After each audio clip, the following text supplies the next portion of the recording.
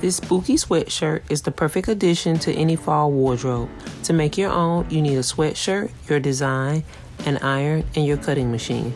Start by loading your design into your cutting machine software.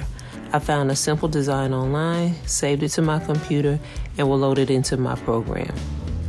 Mirror the image and cut it out. Remove the excess material, center the design, and add it onto your sweatshirt.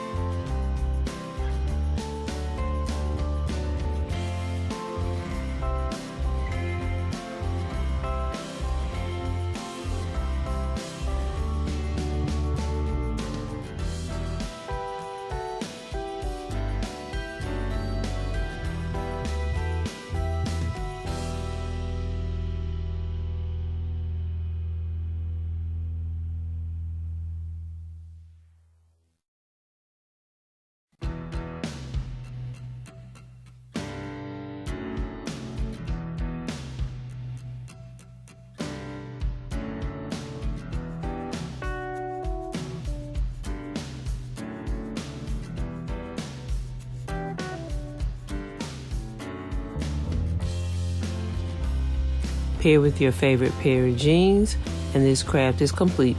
Thanks for watching, and make sure to like and subscribe.